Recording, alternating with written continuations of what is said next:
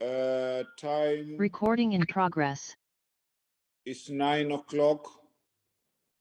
I will just give just 1 minute for everybody to be ready before I officially opened.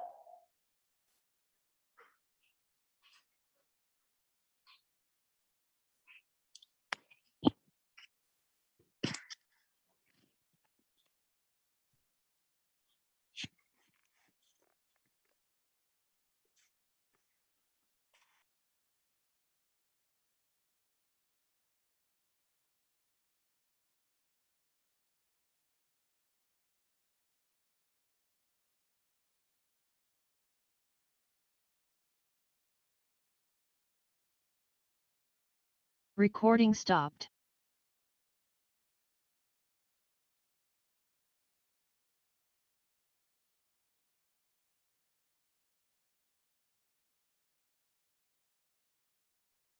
Yes, honorable members, the meeting is now. Recording in progress. This is the portfolio committee, the joint meeting between the portfolio committee of public enterprises together with the select committee, which is chaired by Honorable Zolani Mkiva, and we will be, as normally, co-chair the meeting. Honorable members and the invited, we will be actually getting a briefing by Denel on the status update regarding finance and governance challenging faces the company. We all are aware that Denel has been struggling even to pay the salaries, and there were plans in place that were put by both the department and the executive, including the minister, to sort of turning things around. This session, therefore, will be getting that briefing.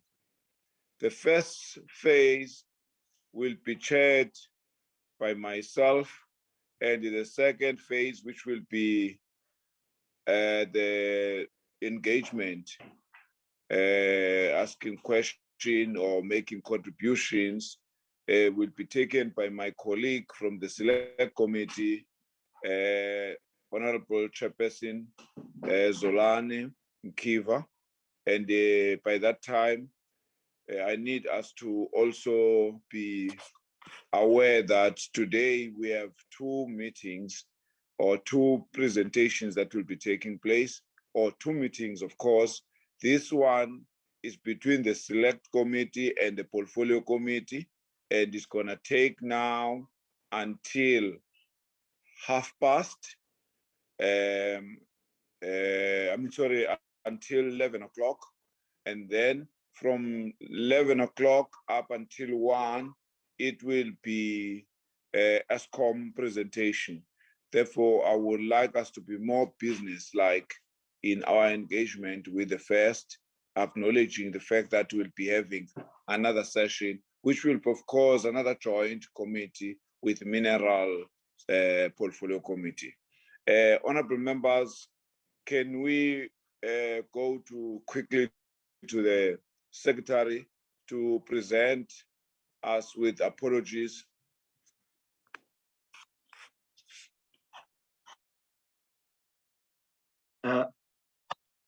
Good morning, Chair. From the side of the Portfolio Committee, I haven't received any apologies for this meeting. Okay, thank you. Without wasting our time and delaying. Let's go straight to the Denel to get a presentation. But as we normally do, first we'll ask the minister to provide us with an overview, and then immediately give to his team from Denel to make the presentation. Honorable Minister? Chair, Yes. apology of the minister is attending a cabinet meeting. The DPE delegation is led by the deputy minister, and there is unfortunately some confusion. Denel was thinking that the meeting is starting at 10, so they are trying to connect. They are a bit late. They should be connecting shortly. We're trying our best to call them to connect now. Now, what do we do, Mr. Tegan? I am kindly asking for 2-3 minutes. I'm trying to call them, Chair. My apologies for the inconvenience. Okay. Just 2-3 minutes, they should be in. I'm busy calling them on the side. Okay. Honorable members, that is the situation. Let's give them 5 minutes. Now is 6 minutes. At 11 minutes, we start. The only thing I can suggest now while we are waiting for them is Honorable Mkiva, who is the chairperson of the select committee, to just test his voice so that by greeting and showing himself, so that we all, including the bureaucrats. Chair, can I get him before Honorable Mkiva? With your permission, please.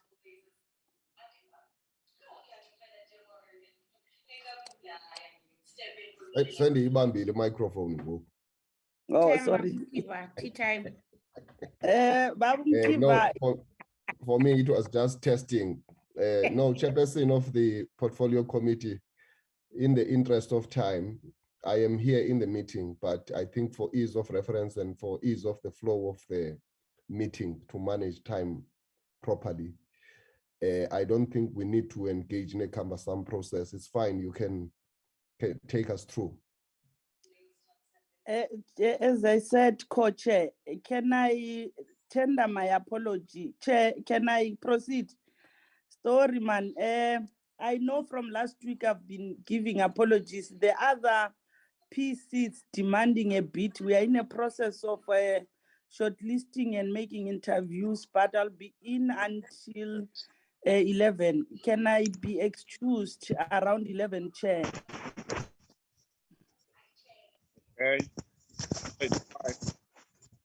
Thanks, Chair. Honorable Kaima, you heard what I'm suggesting, I hear you accidentally. What else did you want? You wanted me to handle the questions? Yes, that period is yours. Immediately, Okay. after the presentation, I will officially give it to you to deal with the question period. All is just to note them and take as you to do in your own portfolio. I mean, in your own select committee. Chair Magag.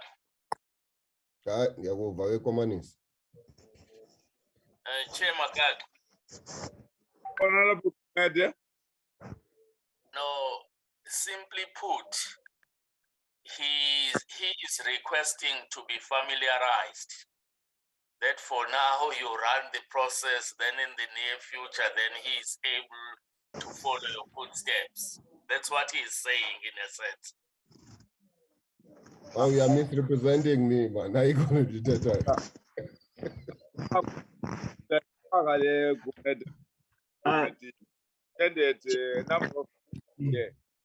Chair?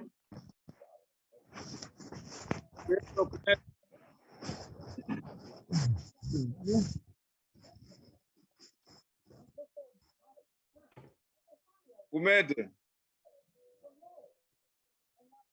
I'm with you, Ah. Chair. Ngithi le ndoda le ayitshanga apha ayifiki. He's not new. He has nothing to familiarize himself with. He knows everything here. Hey, Chair. It's very dangerous to be experienced. When you go to another turf, you find that it's very slippery. Iyawazi la manzi le ndoda. Oh, okay. Ukuyatyibilika samganga akho ngxaki okanye sakwenza i-smash and grab kwipower le. Chairperson, Andithembanga ke le ndoda. Anovuma gago yilaa ndoda le. Hayi, hayi. Fake ngentloko leya.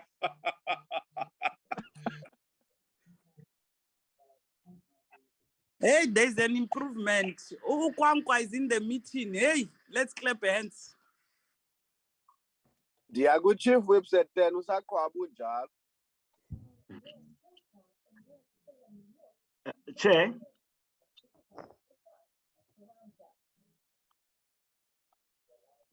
Yes. the GCEO of Denel is present in the meeting, and the Deputy Minister is also present. I think we can start. Okay, thank you, Secretary. Honorable members, let's concentrate again. I am informed that, in fact, the Portfolio Committee has been informed that the Denel has arrived together with the Minister. Honorable Minister, this is a joint session between the Select Committee and the Portfolio Committee to receive a briefing from Denel, so that we can be in a position to understand the turnaround, to improve the situation, financial situation of the entity, because we have delayed for almost 10 minutes. Therefore, I will ask you to make your overview and immediately give to Denel. We have this portfolio, this joint portfolio committee and select committee from now until 11, because from there is starting another session, is a joint session between ourselves and the minerals. Therefore, please, Minister, can you take us through? Chairperson, sorry, before you continue, this is Honorable Esak. Honorable Kachalia is struggling to connect, or is waiting to be let into the meeting. If the Secretariat could try and assist to just connect Honorable Kachalia, please. Thank you, Chair. Noted. Minister? Chair, I just stand corrected, Chair. Lebo did submit that the minister was unable to attend, but in the event there is a change, the minister would have stepped in already. May I, Chair, just proceed? Firstly, just to apologize once again for the delay. I think there's been a miscommunication. I'm hoping that as we proceed, the rest of the accounting authority on the part of Denel, including the executive team, would have joined, because this was really an occasion for them to come and present an update insofar as where things are in respect of the entity. I have to say, Chair, that over the last 2.5 years, the entity has been in very serious challenges in respect of financing, in respect of honoring obligations, etc. In the recent past, we've had the unfortunate incidents of employees getting unpaid. It is now a matter that Denel can report against. There have been some important milestones achieved, improvements into the situation.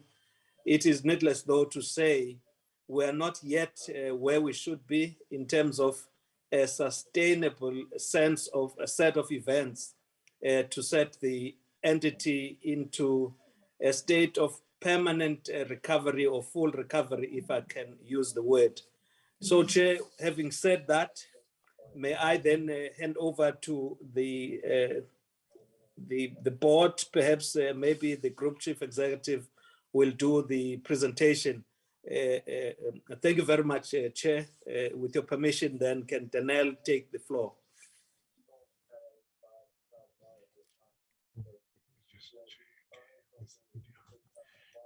Thank you, Deputy. My apologies. I thought I understood, but I just forgotten to appreciate that it's you, not the minister, that is here. Thank you. Go ahead, Minister. Yeah, thank you very much, Chairperson, and good morning to honorable members, including yourself, the DM. Firstly, Chairperson, I'd like to apologize on behalf of the Chairperson for our board, Ms. Gloria Sorobe. She's traveling overseas, she's unable to join us.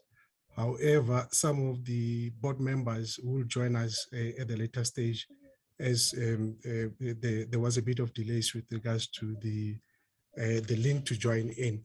However, the executive are here, myself and the CFO will both do the presentation.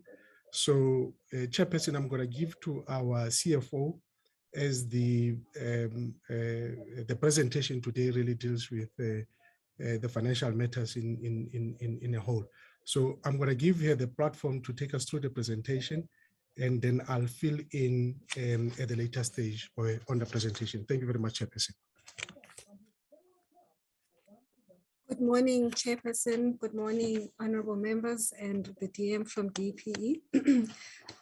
Firstly, before we just go through the presentation, we just do want to appreciate the time that we've been allocated to take through the honorable members through the state of Denel and what has been done so far.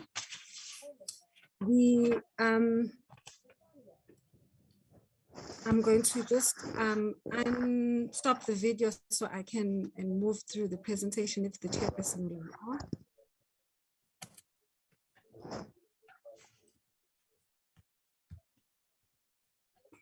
Okay, so the discussion I'm going to start off is, where is Denel currently? I think the honorable members are very well aware, as the DM has alluded to, that Denel has been in quite a very negative space for the past 2 years. We have accumulated debts, which has led to an insolvent position of Denel for the past 2 years. We have been unable to raise facilities with our banks and obtain guarantees in order to continue with business, as well as a negative rating from Fitch, which were received in 2021. This has led to an uncertainty by some of our customers who have been concerned on our ability to continue as business, and in certain instances have called on prepayments and performance guarantees, which have further negated our ability to continue with business, which then also has necessitated us for us to relook at our business. As you would have seen, as you will see later on, our business was structured, or has been structured, for a business that delivered 8 billion rands worth of revenue, to a business to date that has built revenue to just below 2 billion. So we have to look at how we restructure and fit ourselves from an hour cost to that billion rands revenue. But I think it's also important, honorable members and Chairperson, that we highlight some of the positives that have happened in the past 2 years and in the recent past. We have received to the tune of 2.9 billion of finance from the fiscus to assist us to deal with some of our guaranteed debt and alleviate some of the pressure coming from the bonds. Whilst that has not really resolved our immediate liquidity requirements, but it has improved our solvency position somewhat. How we have responded as a business was also in the time frame, or as a result of the liquidity position, we've had to ring fence some of our programs in order to continue to deliver to our customers key services and products. That has allowed us to trickle on whilst we deal globally with the liquidity position that Denel is currently facing. What's also important to highlight is that the institutional knowledge still remains in Denel, and the brand Denel still continues to attract attention from both our international market and our local industry for its products and skills, which maintain the position that Denel is strategic and core, we believe, for South Africa. And on the recent past, as part of our strategic reviews, funding obviously of Denel, and looking at sources of funding outside of the fiscus. One of those was to source funding from the Denel Medical Benefit Trust, which allowed us access to an amount that was sitting in the trust to the tune of just shy of R1 billion. That allowed us to then deal with some of the immediate matters, including the outstanding salaries to all employees and the related costs, which relates to the pension funds, as well as some of the burning court cases that were putting Denel at a risk of liquidation. Whilst that has really dealt with some of the immediate liquidity matters, it hasn't obviously resolved the sustainability of Denel moving forward. I think what also gives a sense of comfort to Denel, obviously, is the articulation by some of our principals that Denel remains strategic and sovereign and must be supported for national interest. In terms of the results over the years, as I've articulated, we Denel peaked at a revenue of 8.2 billion in 2016, and for the financial year ending 2022 has forecasted unaudited at just shy of 2 billion rands. And that you see in the last 3 years has really been as a result of the liquidity constraints that the entity has faced, which has led to its inability to deliver products as required to the customers and on time.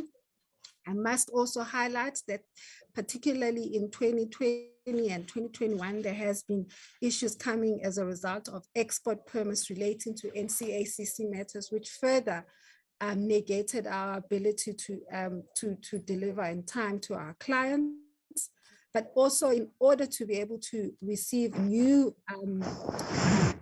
contracts, our inability to secure guarantees for new business has also impacted the business in terms of revenue delivery over the years.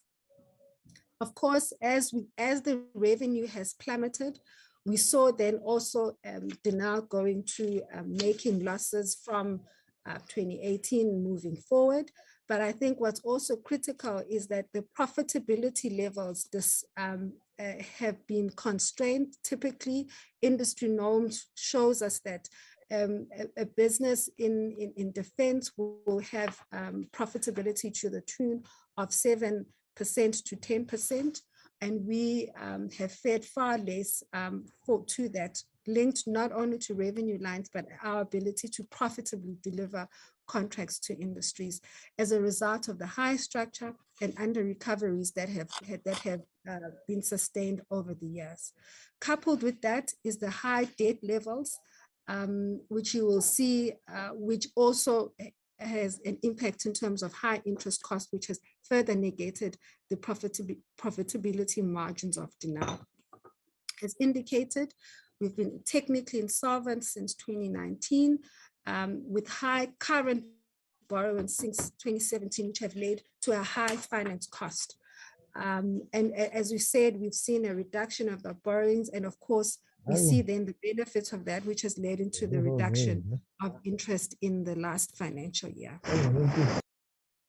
In terms of the case to rebuild, I'm going to hand over then to the CEO to take us through what are the steps that we are taking to move forward for the turnaround.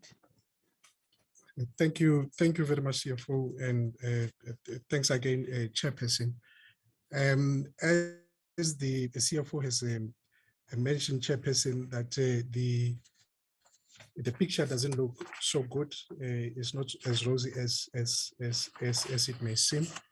There are some interventions that we have taken, Chairperson, internally to can be able to bring Denel back to its former glory. And part of it really, it deals with the critical success factors, with regards to the order pipeline. We still have an order book of around circa 12 billion within our books, and we still foresee that there's a considerable order book of around 30 billion over the next 5 years in the pipeline. What I'm saying in the pipeline is that these are the projects or opportunities that are lying throughout the world. We have taken a sort of a conservative view on the 30 billion, Chairperson, at a margin of around 3% of what is available there in the market. And that translates to that 30 billion that you see in there. So if we could do more, we can do more than 30 billion over the 5 years, should Denel get to stability. And really, we are doing what we can to be able to restore this critical capability that we left. You know that we have had mass exodus of our highly skilled engineers. Some of them are sitting outside of Denel in various companies in South Africa and elsewhere in the world. But with what is left of us, this rebuilding of Denel will be, around what is left of Denel.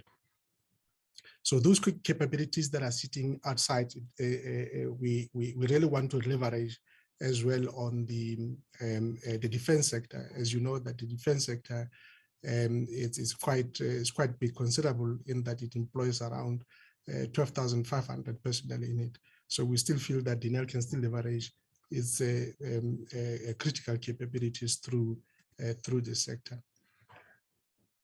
We have developed a credible plan, a Chairperson and honorable members, that we have submitted to both DPE and National Treasury in terms of Denel's position and led by the Group Restructuring Officer that has been appointed recently in the last 3 months. And so that plan really deals with this turnaround. And as we have alluded to previously, Chairperson, that we envisage to raise 1.8 billion through the sale of non-core asset. We have already raised 992 million through the DMPT. I think the DM earlier on alluded to the fact that there are some improvements in the business. So we managed to raise 992 million in July of this year. And with that, Chairperson, we were able to pay all of the outstanding salaries. As you know, that we have not been paying some of our personnel over this over the 2-year period, in fact. So we managed to settle the salaries, and also we have liaised with SARS in terms of the payment of the outstanding debt of around 640 million that we owe to SARS. So there are plans in place to go back, from the previous position that we are in. We are not out of the woods as yet. As we say, we still need to raise more of 800 million in the next few months while we seek intervention from the government for assistance. So we have done something from our side. It is good. It's looking good.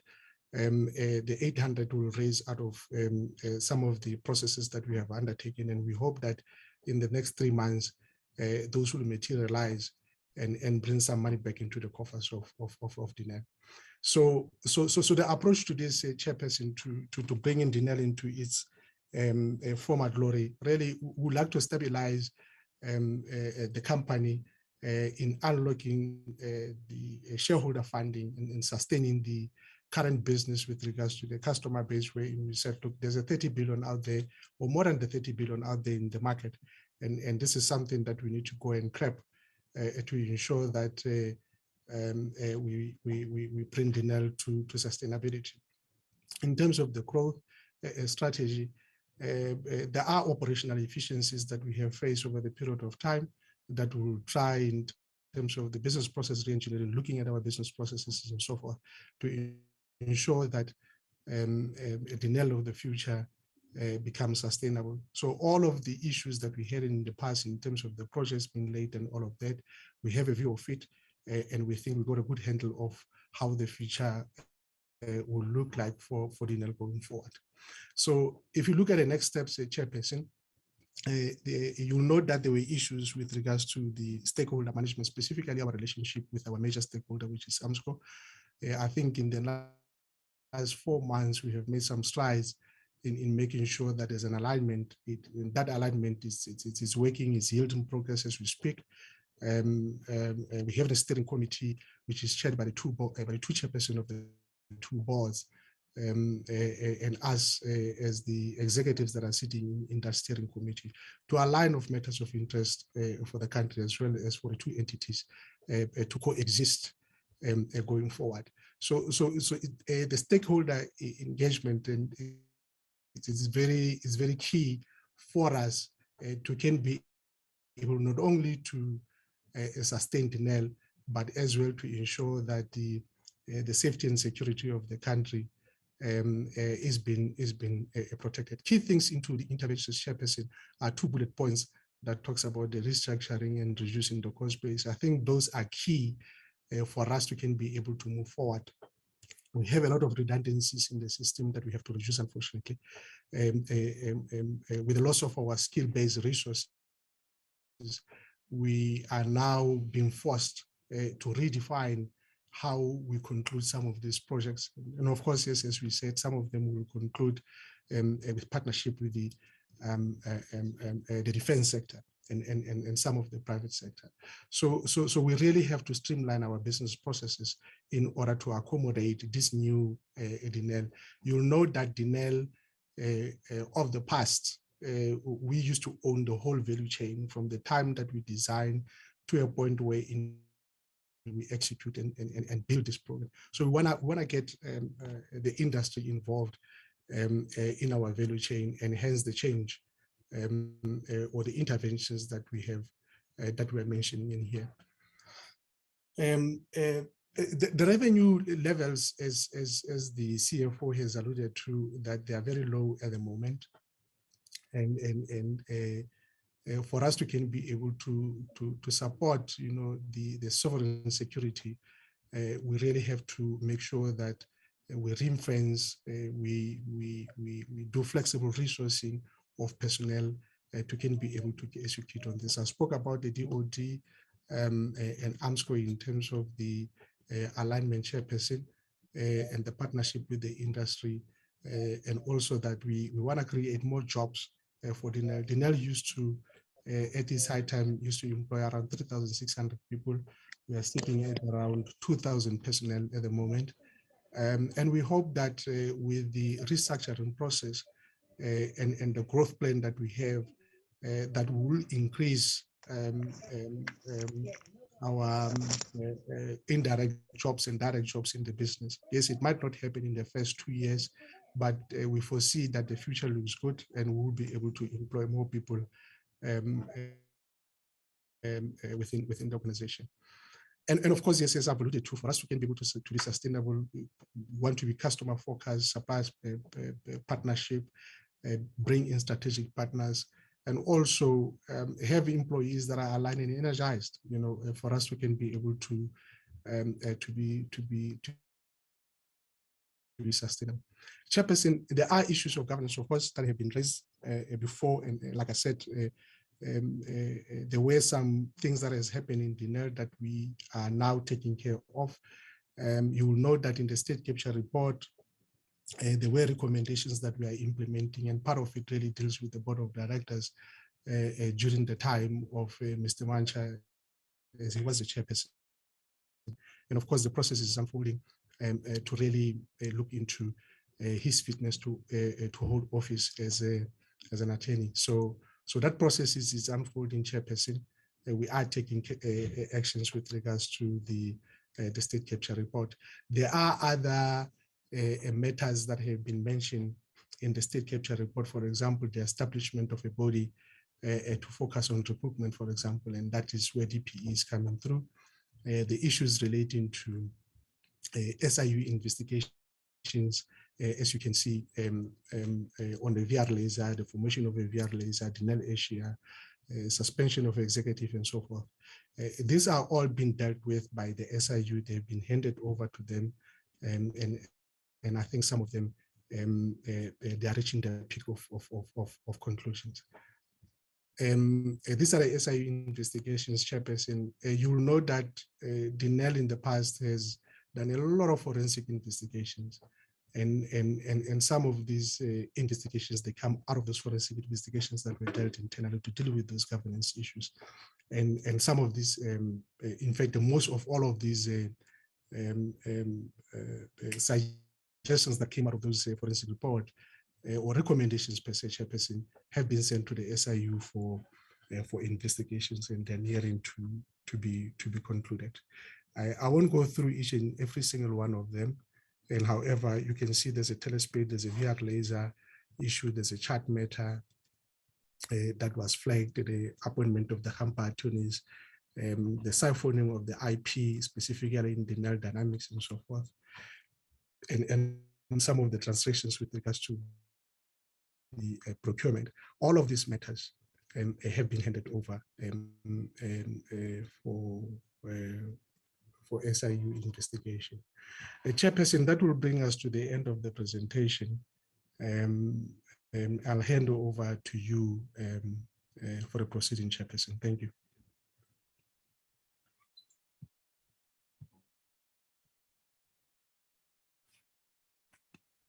Thank you, CEO. Honorable members, that is the presentation. I think now is the time to give over to Honorable Kiva to take the question and the engagement. Yes, Honorable Kiva.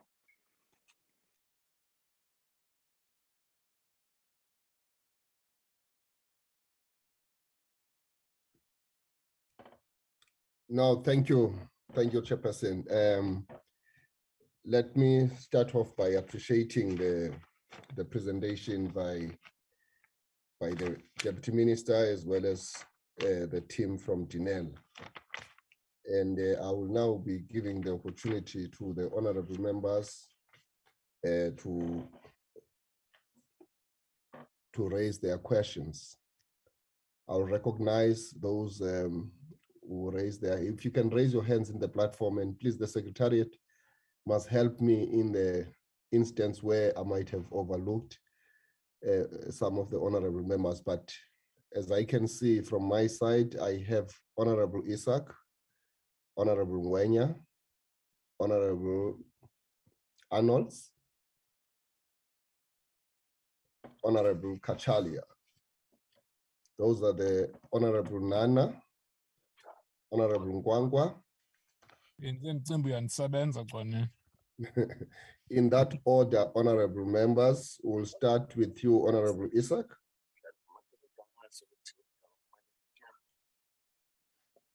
Honorable Isaac, the platform is yours. Thank you. Good morning, Chairperson, colleagues, everybody else that's on the meeting. Thanks for the opportunity. Chairperson, this is a sorrowful, or rather, what shall I say, a very pitiful sight. When you look at this investigation, it's not a good story to tell. But yeah, this is the fact. This is where we are at. And if you allow me, I'm sure there's plenty of questions from other colleagues. But on slide 4, it was highlighted that there's a possible call on prepayments and performance guarantees, something to the tune of 3 to 4 billion rand. Now, the situation is that if this possible call is activated in that 3 to 4 billion rand that has been paid upfront, is required maybe then to be repaid because of cancellation in contracts, etc. question is, what is the situation? What transpires? How is Denel planning to deal with this eventuality, should it arise within the next 2 or 3 months? On slide 5, they talk of a huge drop in turnover. Now, my question is, how does Denel then mitigate against their monthly commitments with the inability to secure guarantees? Because the expenses are there, and I mean, they've had the ability to draw funds from the medical aid, to be able to contend with arrear salaries, etc. But the monthly expenses are there, and of course the turnover is dropping consistently. So how do they mitigate against these monthly commitments? On slide 10, there's mention of the funding capital that will run out by October. Now, we're already in September as from tomorrow. So like in 60 days, it's projected that the funding will run out. What concrete plan is there then to, again, mitigate against this cash flow problem that is imminent, without doubt? Again, on slide 10, it was alluded to non-core assets and the disposals thereof. A figure has been mentioned of some 400 million rand that hopefully will be realized through the disposal of these non-core assets. Again, in this volatile market, with interest rates, etc., on the rise, how concrete are these numbers? What surety is there that they will realize 400 million rand? Because surely, I mean, these numbers are being all factored into cash flows, planning, procurement, etc. And then finally, Chairperson, to allow other colleagues to have an opportunity, the last slide on, I think it was slide 21, they referred to intellectual property of some 5 billion rand that was stolen in Denel.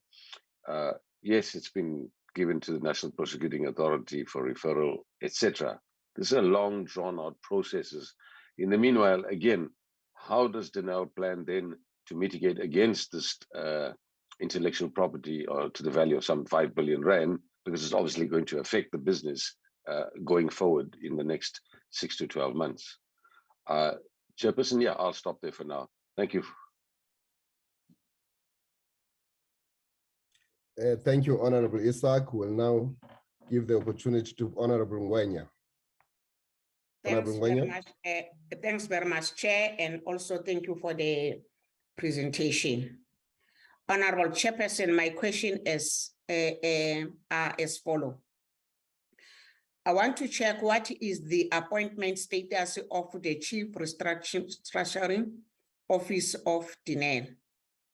Is it he appointed on a permanent base, or is it his secondment? If yes, what is the duration of this secondment? The second question, Chair, I want to check whether there is any willingness from some of the highly skilled personnel which have left Denel to return to the company now that Denel is on restructuring. If yes, Chair, I wanted to check that will Denel accept them back when the recruitment process start? Last question, Chairperson. I want to check whether Denel have played a role through its technical support to assist during the recent floods in KwaZulu-Natal, as well as the July 2021 unrest in that province. If yes, which technical support from Denel were deployed, and what kind of assistance did they provide? I thank you, Chairperson. Yabule. Thanks, Thank Chair. you, Honorable. Thank you very much, Honorable Ngwenya. We'll now give the opportunity to Honorable Arnolds.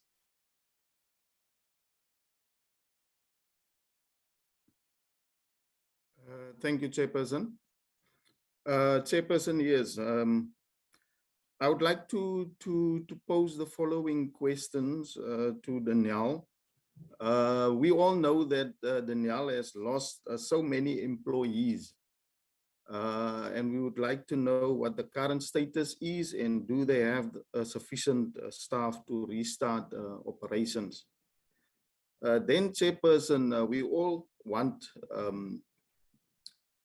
the NEL to be fixed, but we know in the past there was a lot of processes, procurement processes that was not followed, their own policies that they have not followed, and the procurement processes that was not being followed by the NEL. So can they assure us that everything is now in place in terms of getting the NEL to sustainability, because that is also very important. And can we get feedback also, Chairperson, on the establishment of the body that will focus on the recruitment? I think this one is for the department.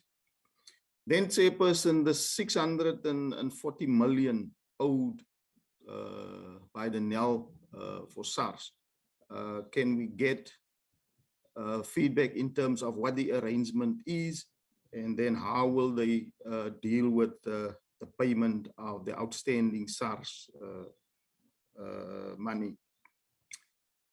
Yes, Chairperson, and in terms of the unions, Chairperson, what is the buy-in from the unions in terms of the new corporate plan? Can we get maybe feedback in terms of what the input is and what was the engagements in terms of that? Thanks, Chairperson. Thank you, Honorable Arnolds. And we'll now give the opportunity to the Honorable Kachalia. Thank you, Chair. Chair, I must say at the outset, this is a strategic company that sits within our portfolio. And it is one that is in a dire state. It is technically insolvent. There's been a massive exodus of talent, and there are questions about the IP, what of it remains within the organization and what doesn't. We are,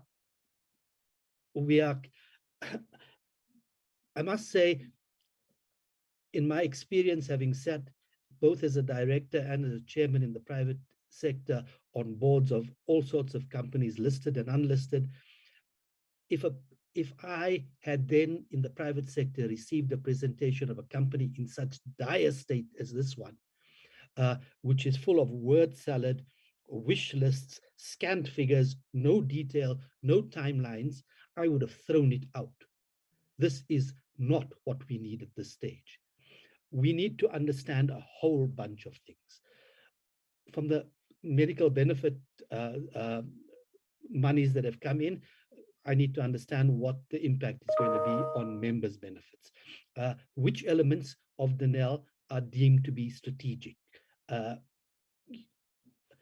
Denel cannot fulfill its order book, no matter how big that order book is. So we have no detail of what's going to come in, what's going to be addressed, what can be addressed. In terms of a large project which has been half delivery or bad delivery on project Hoefeister, my understanding is that the IP there belongs to the Department of Defense, for whom Arms Corps is the agent, and there's little or no IP sitting with Denel. Denel doesn't have the funds, either in reserves or in the medium-term budget, to fund expectations and the conditions to secure, or any conditions to secure the sustainability of this project. This project is critical for the sustainability of Denel. Part of that is to recruit at least 21 people back into the project. Who are these 21 people? How are they going to be funded? No detail, nothing at all.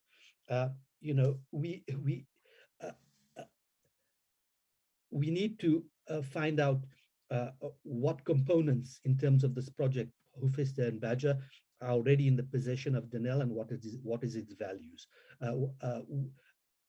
How are the non-raising parts of Denel going to be, these in my opinion need to be, the non-raising revenue parts of Denel need to be reintegrated with Armscor, while the sustaining parts need to be privatized or with public equity partners who need to be attracted.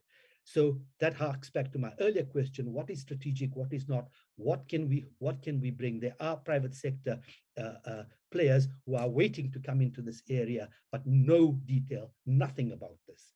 We have a highly sustainable private sector arms and munition sector players who can easily supply all the SANDF's needs. We're not buying any product from them. So, this is, the questions are legion. SIU investigations are ongoing, as my colleague, Honorable Esak has said. It's a long process, but even if that comes to bear, it's not going to solve the problem in either the short or the medium term. We have a restructuring plan which is being alluded to. Where is the restructuring officer? He should be in this meeting. We shouldn't be grilling him and asking him very real questions. He has been appointed. He is putting together plans. He is being paid considerable amounts of money, no doubt. I need him here to understand what he's doing exactly.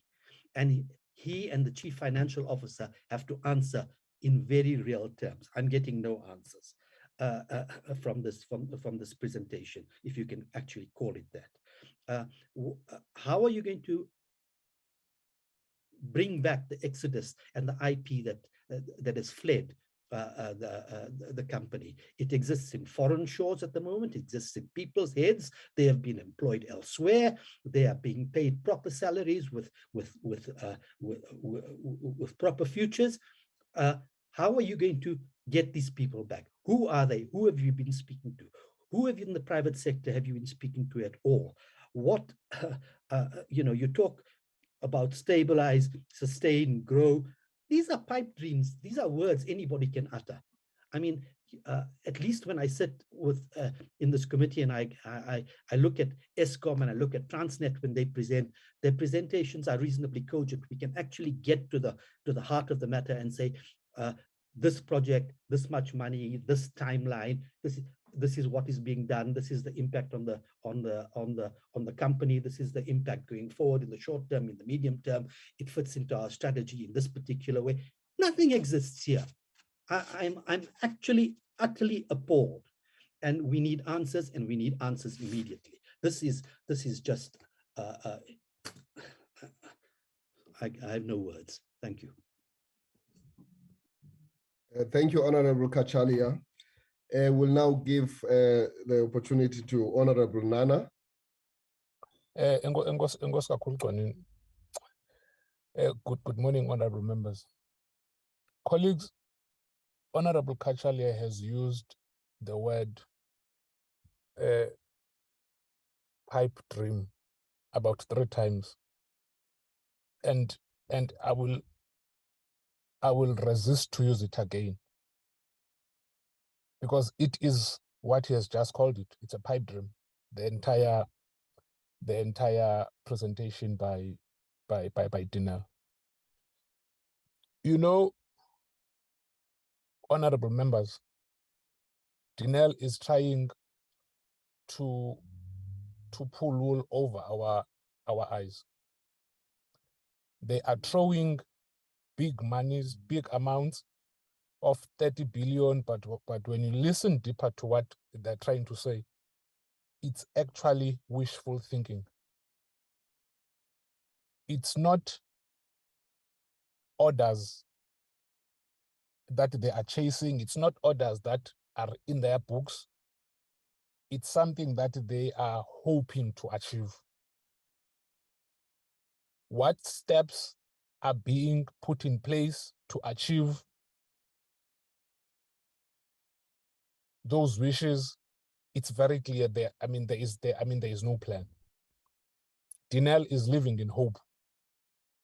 And it's good to live in hope, but hope has got to come with a plan. Honorable members, the CFO, if not the CEO, has admitted that Denel is unable to raise capital in the open market. That admission on its own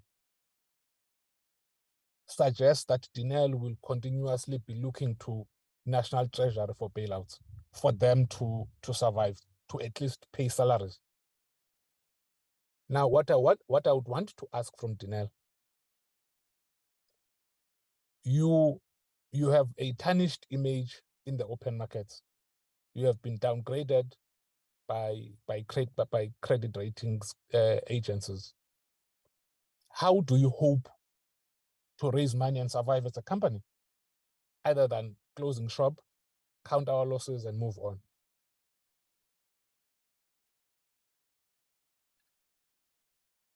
I'm sorry. Ugqibile. I was with the phone. By their own admission, Denel's credibility is basically non-existent at this stage from a company that was a beacon of hope to all of us. Is basically non-existent.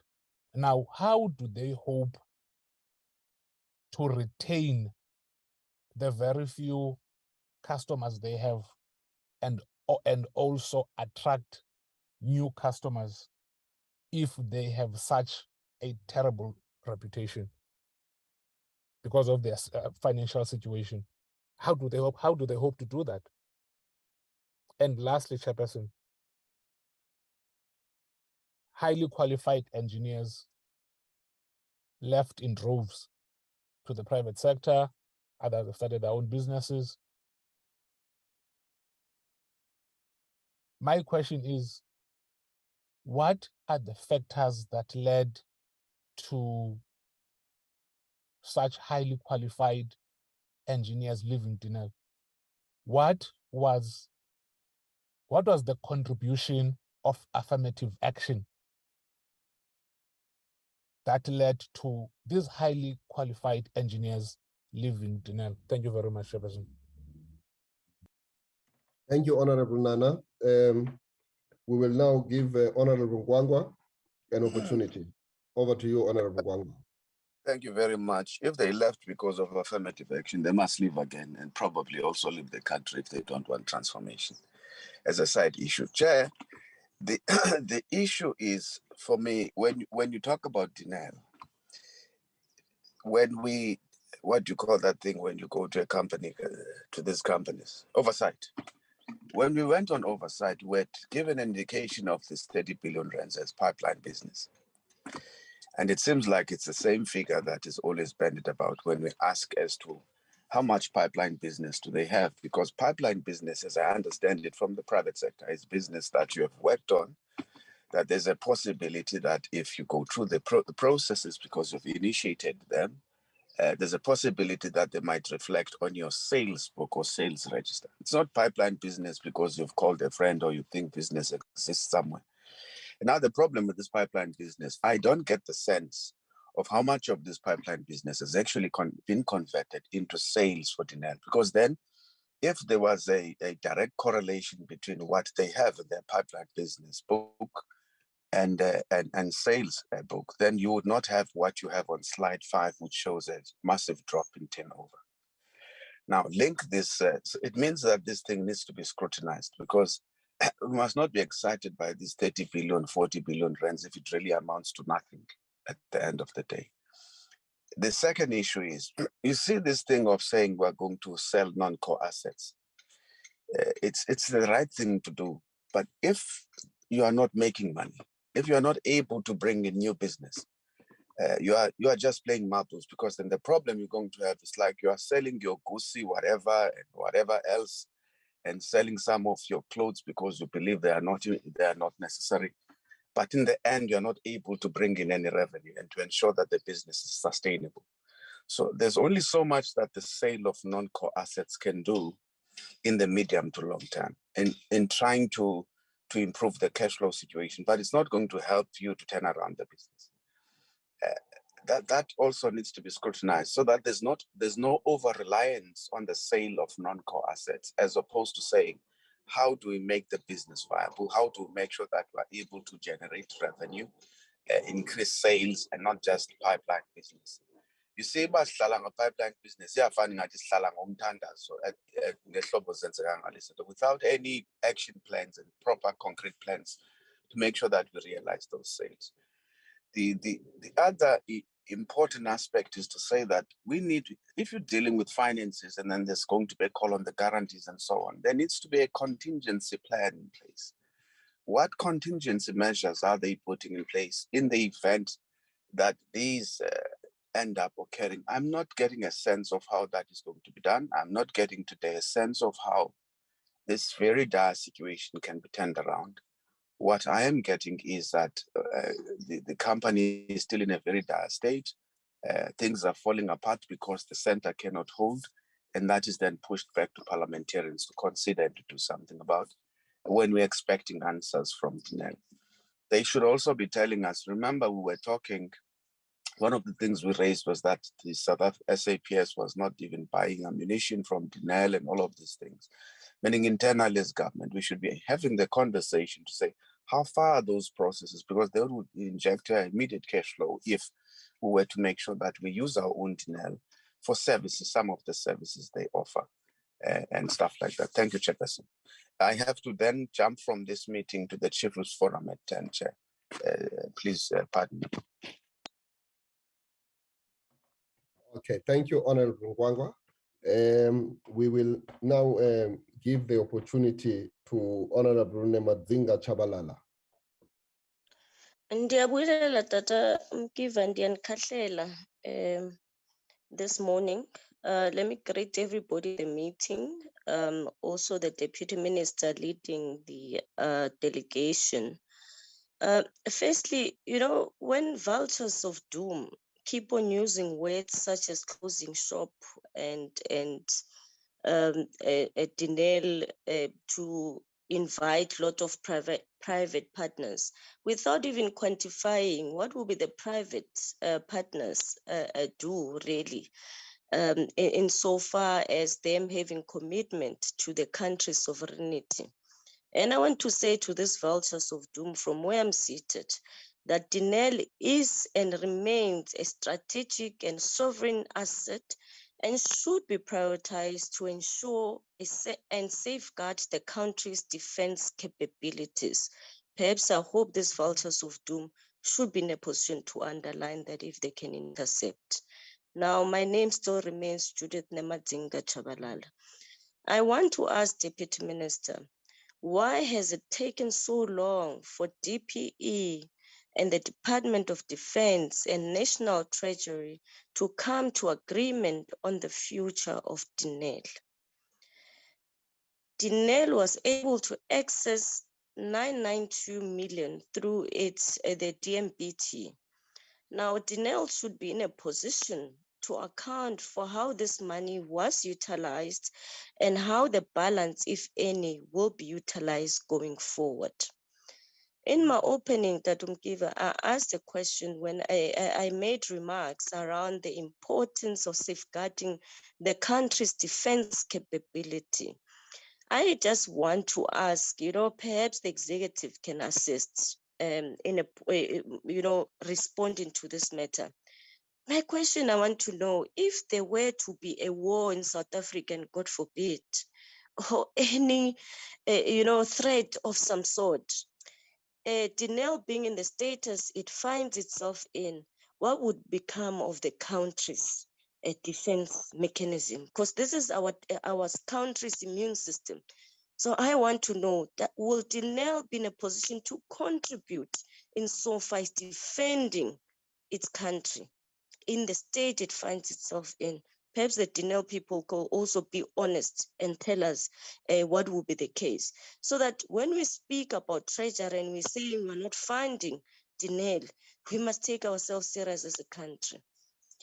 Now, Denel Medical Benefit Trusts and the disposal of some non-core assets have been instrumental in raising cash to meet operational requirements, including the payment of salaries and suppliers.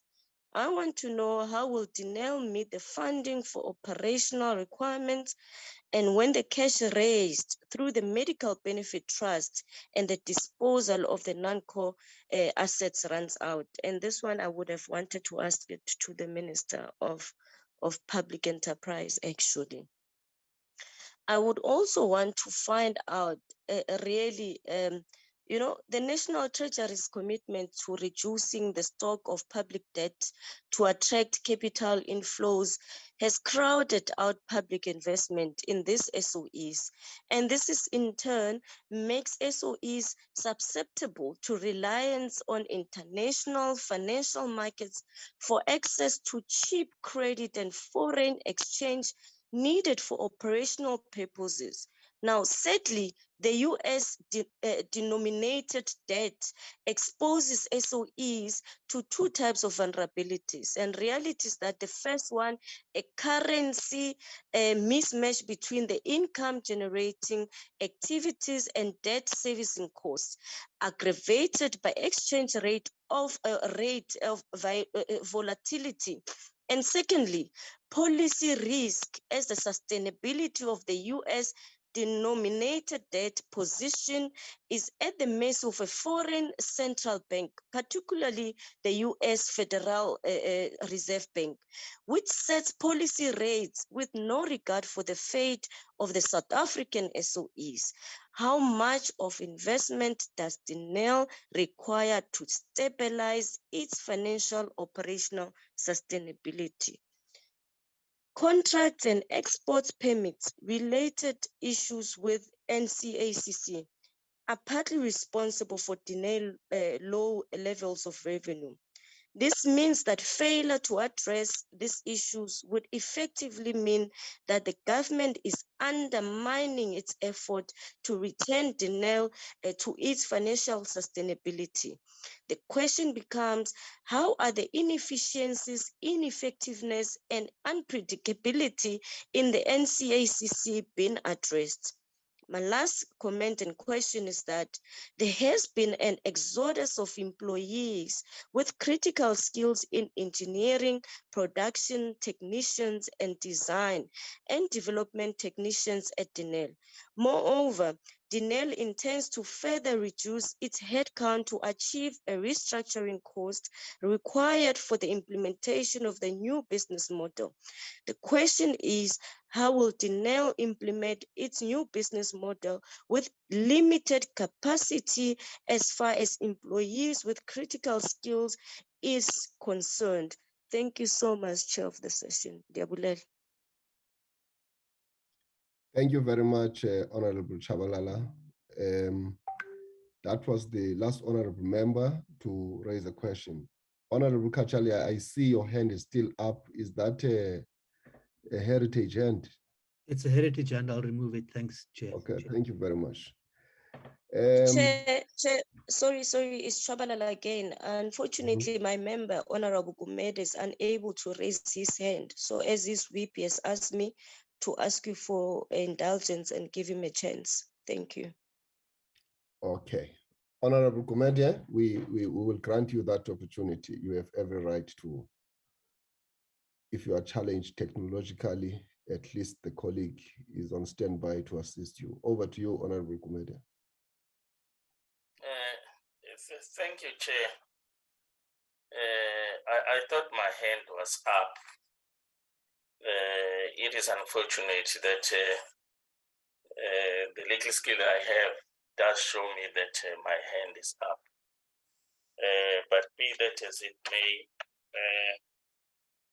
now I do feel the understanding that if you come last, you find that many of the questions are in fact have been exhausted by others.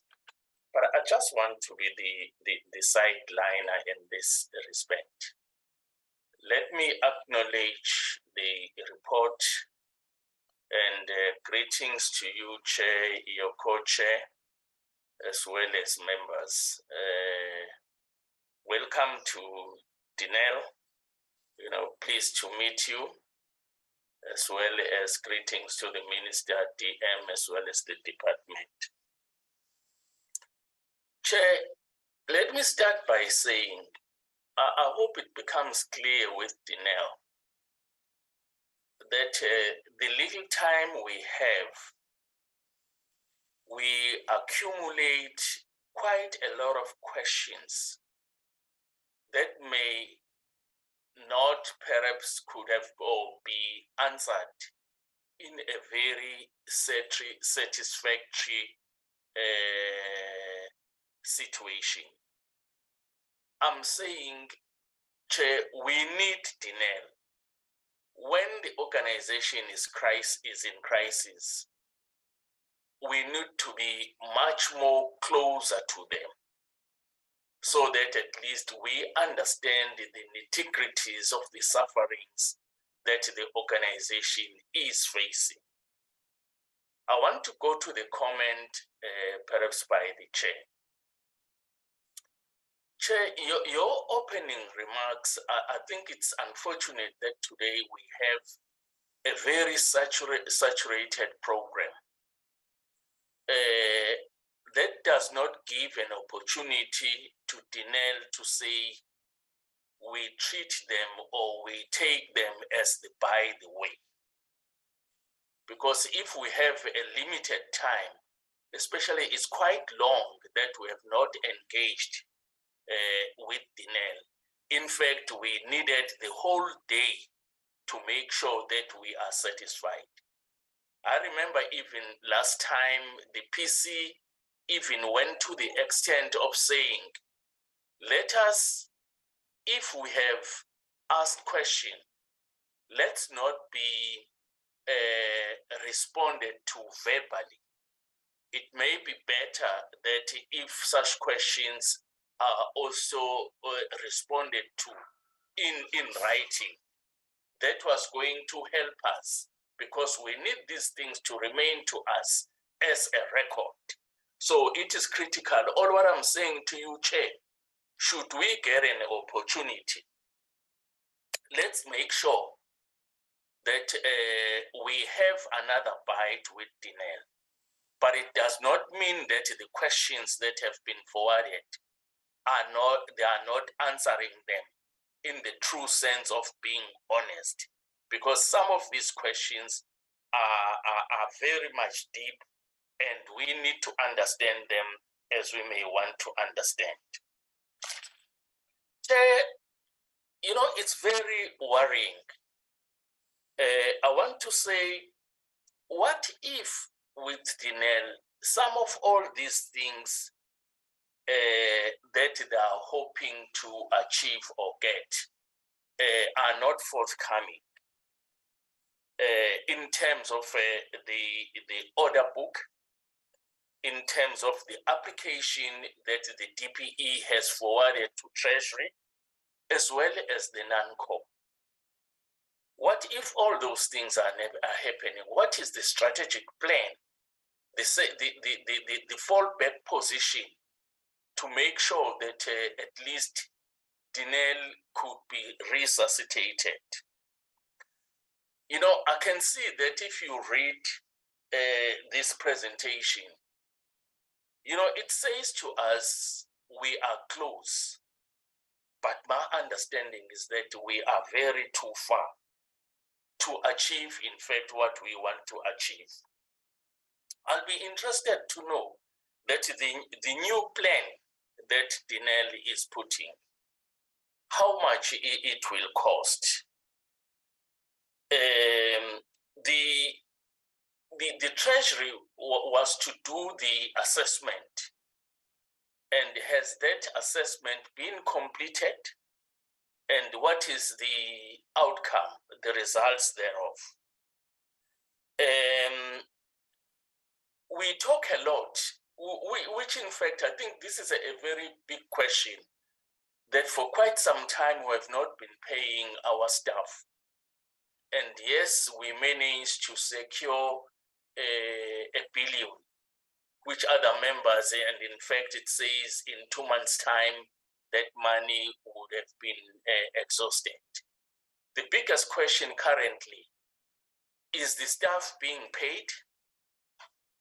What happens if that money is as well gone?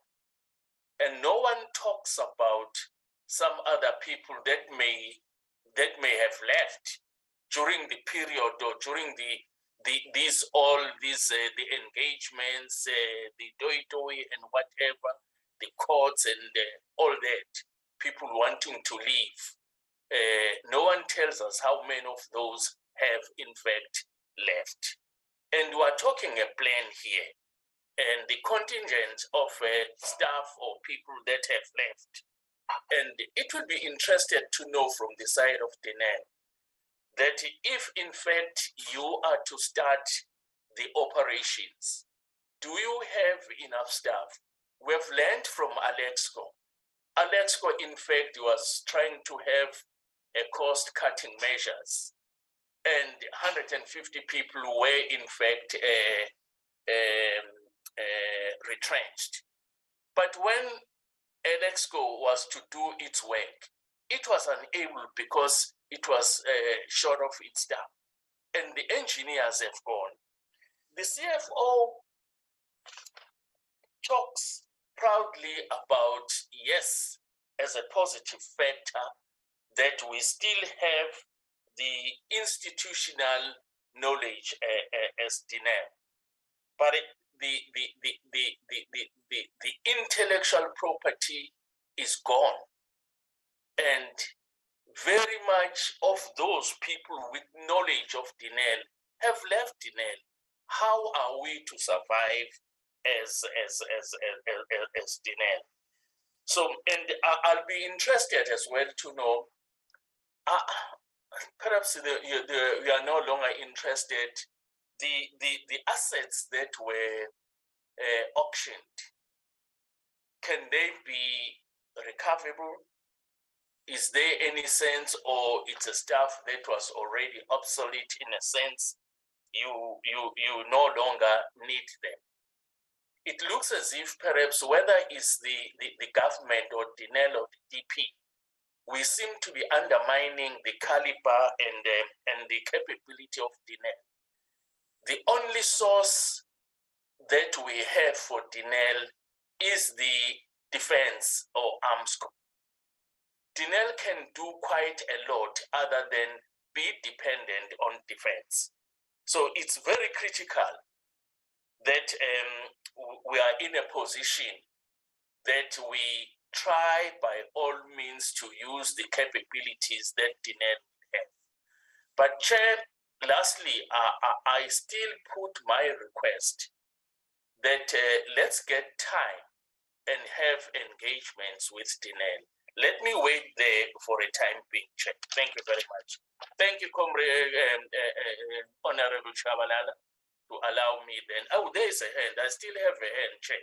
You know, my hand was up. Thank you very much, Chair. Thank you. Okay. Now, thank you, Honorable Kumete. Thank you. You were the last member to raise a question. I think now I'm going to be handing over back to the chairperson so that he can then preside over the answers which will flow from the ministry as well as Denel. Chair, I think from my side, I am pretty much covered by the question raised by the honorable members. I was just interested to know the method which is just used to dispose of the non-core assets of Denel, particularly as it points to who do they prioritize in terms of selling these assets to.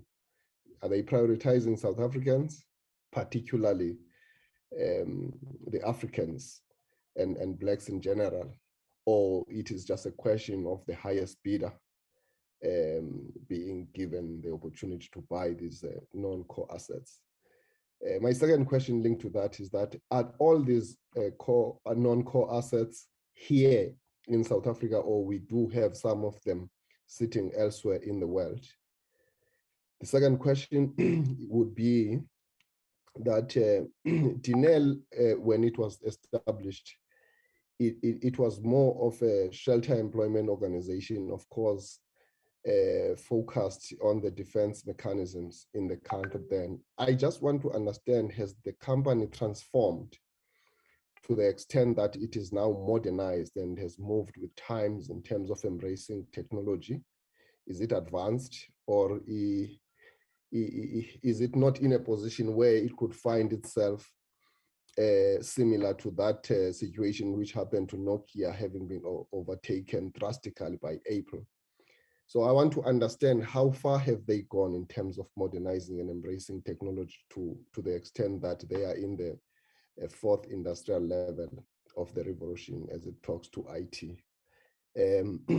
Chairperson, let me then hand over to you so that you can then preside over this and also provide a summation once those questions have been covered. Thank you very much, Chair. Thank you, Honorable Mkiva. You have made my life easier also. Honorable members, I think before I gave to Denel, I just want to take everybody back to the 28th August 2019, when we visited on our oversight work, Denel. It came to our attention that some of the challenges that are facing Denel are more to do with the failure of South Africa to advance this important and most important matter of public-to-public investment. To what extent as Denel is addressing that issue, because it was a serious problem. It came to our attention that Denel, for example, the Department of Defense is no longer procuring the bullets, for example, from Denel, and they will get them to some private companies elsewhere, and leaving Denel, who is doing exactly that work.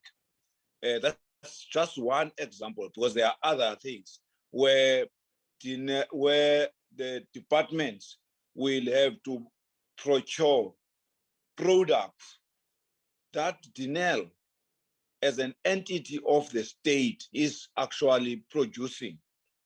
That's why we came back and called for the shareholder and the treasury to deal with this particular matter of trying to find a solution so that we don't have a situation where this entity is actually sabotaged by our own systems, our own policies. We allow Denel, we allow, for example, as I indicated, Department of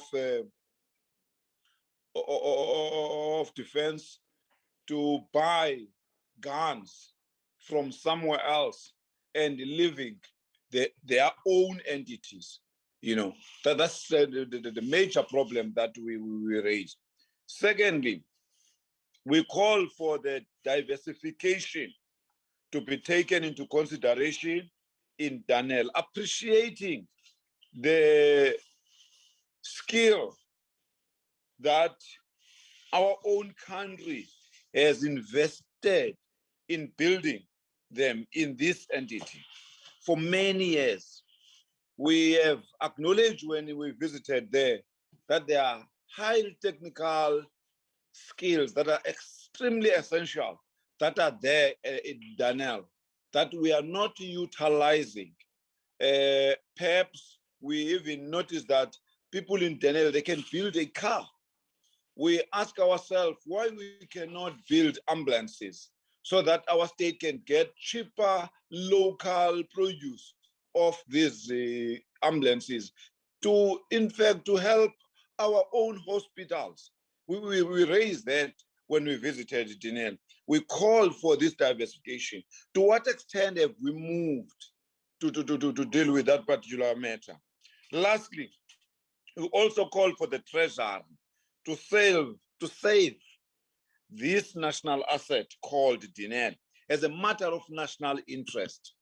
I think we can talk about everything, including this selling of non-core assets and all that.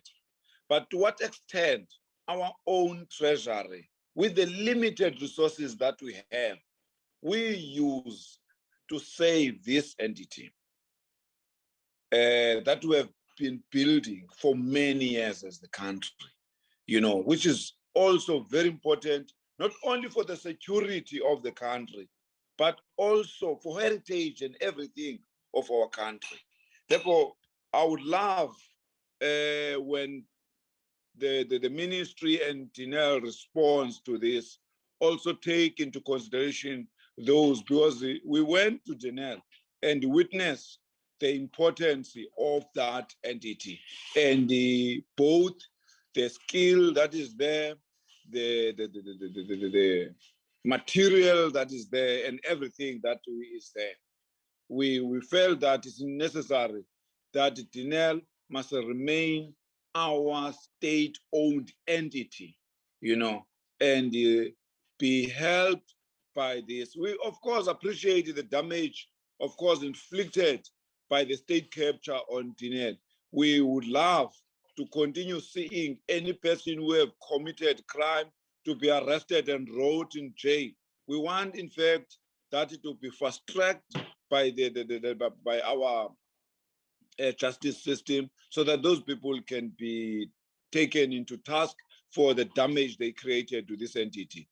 Yeah, in the same mouth, we would love Denel to be helped by our treasury. It must not be an excuse. This thing of a state capture, it must not be an excuse to sell that entity to capitalist vultures. Thank you. Can you therefore come, members of the executive and the minister, but also appreciating that this meeting has to end at 11. I thank you. Thank you, Chair. I don't have yet an indication. The minister has apologized. So when you keep referring to minister, I think it's a slip of the tongue to you, Chair. Let me proceed. Sorry, Deputy Minister. Let me proceed, nevertheless, Chair. Chair, firstly, Chair, let's welcome the comments and questions that the honorable members have put, and fully express that we do understand the anxiety and even frustration.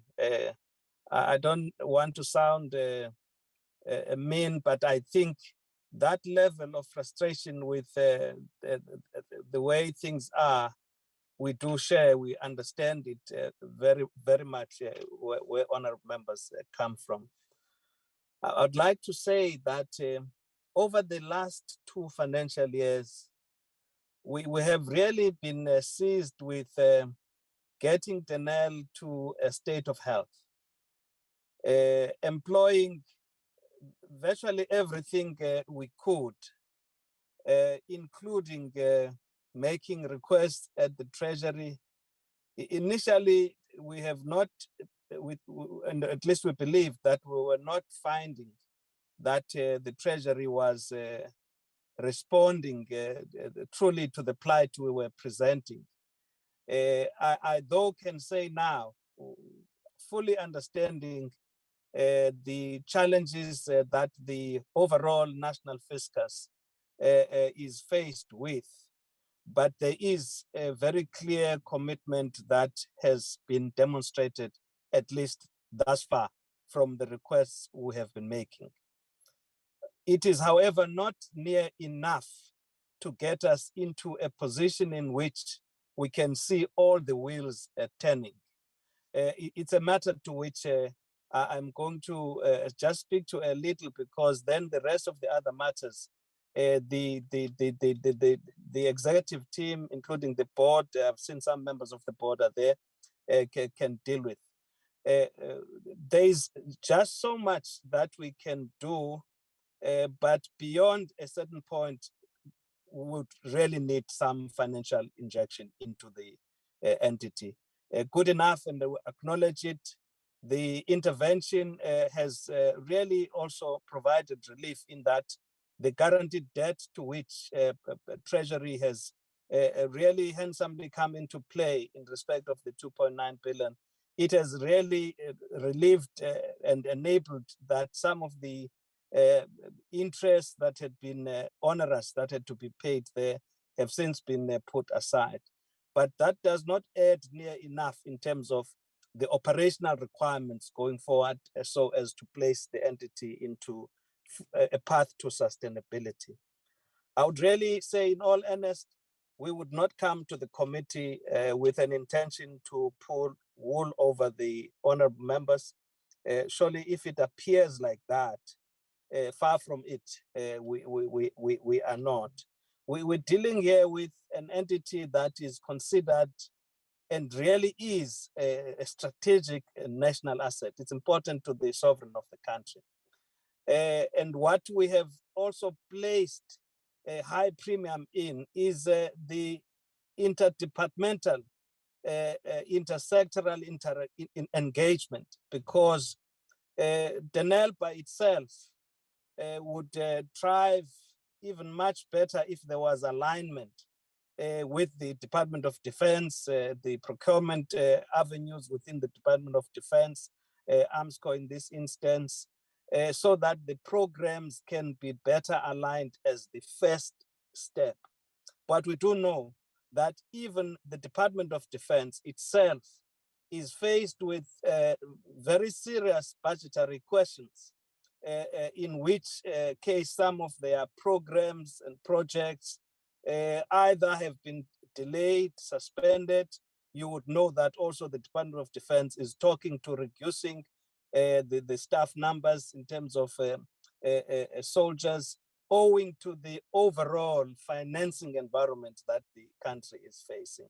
This has a whole impact, not only just in Department of Defense. The defense industry throughout is impacted.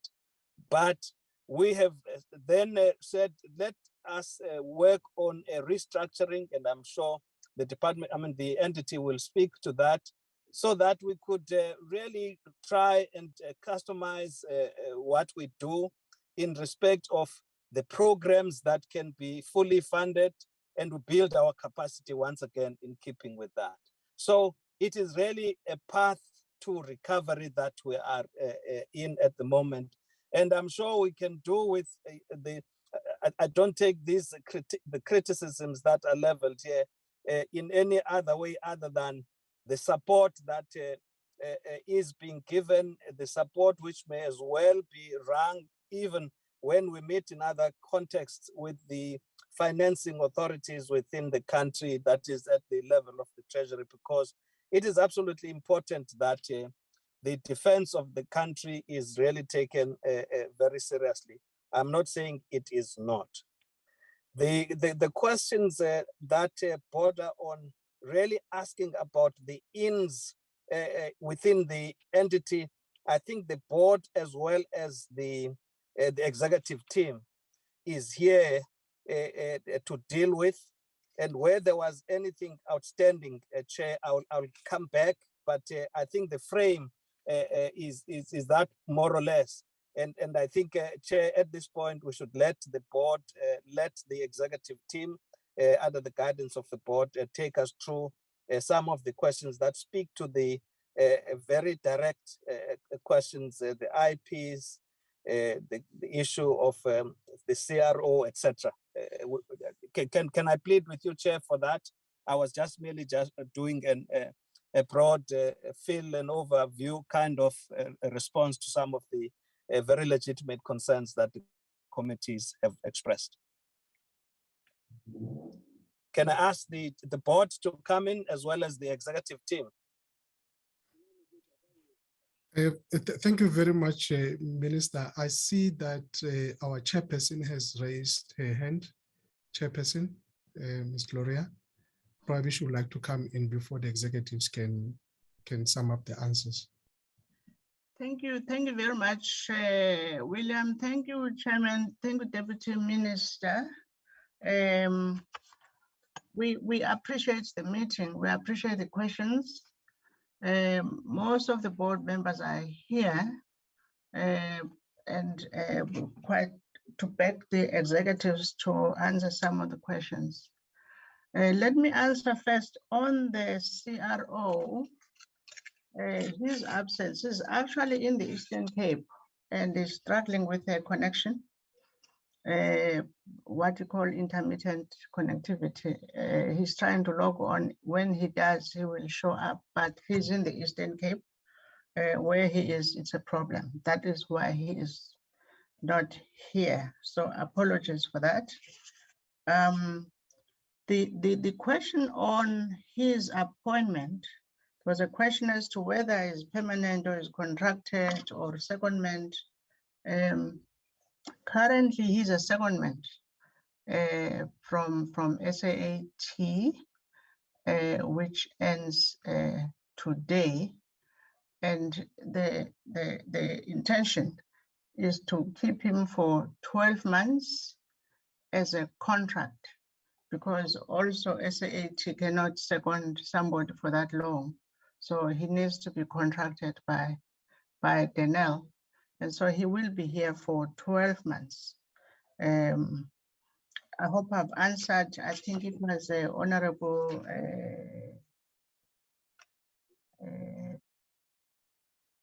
I can't remember, but that question was asked whether he is yeah, I think Honorable Ngwenya asked that question.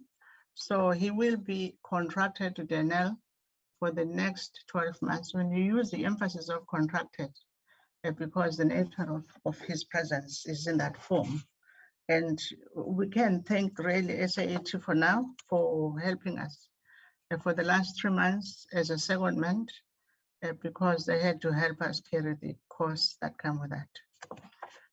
Still on the CRO, Chairman, it is to just say, if the board did not believe that Denel can get out of trouble, we would not look at a possibility of a chief restructuring officer. We did so because we think that Denel can be taken out of trouble.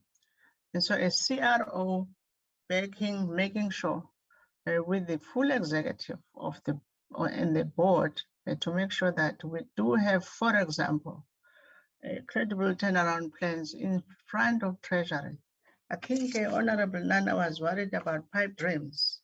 Yeah, pipe dreams, National Treasury doesn't work very well with pipe dreams. They need to see a plan that is backed by credible programs behind it that support that plan, and therefore their response it becomes positive. In that sense, that's what the CRO with the executive team is working on, to make sure that in front of National Treasury, there is a plan with a credible pipeline behind it, and not just a pipe dream or a wool in the face of because we'll be here again having to answer for that.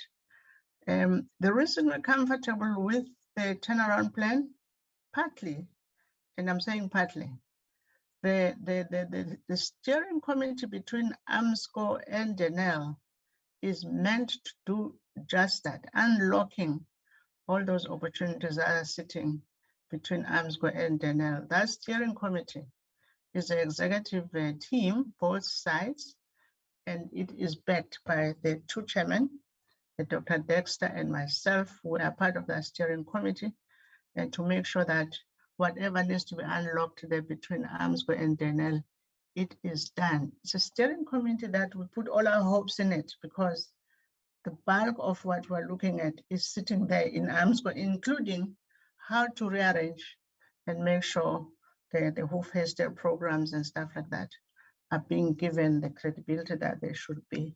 So I have a particular comfort in the sense that it's not a pipe dream. It is a turnaround plan that's backed by a credible pipeline and credible partners behind us. A lot of work is actually going into that, and both teams are making sure that that is in order. So I think, Honorable Nana, you will get some comfort out of this pipe dream part, at least, that it is not what we can put in front of National Treasurer. They don't respond very well to pipe dreams. That turnaround plan has got to be backed appropriately. The next question, I'm just going to answer some of the questions. The next question was still from Honorable Nana about Denel being downgraded. Of course, Denel being downgraded, mindful at the same time that as SOEs, our ceiling is a country credit rating as SOEs. That is all the time. And so to the extent that the country itself is in a junk status, we must understand what that ceiling looks like.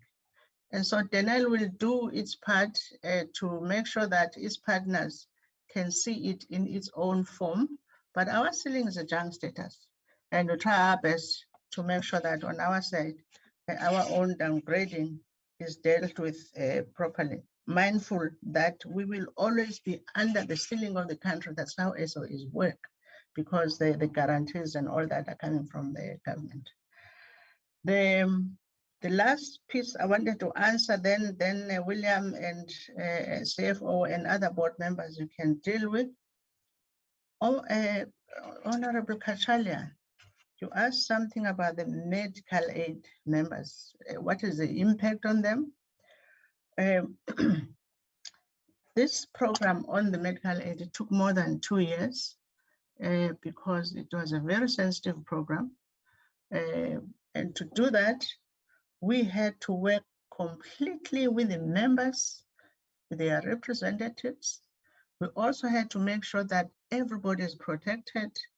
The members had their own actuary, Denel had its own actuary, and the fund had its own actuary. The emphasis on the actuary is based on the fact that medical aid is based on liabilities, and those liabilities must be appropriately calculated, and everybody must believe in them.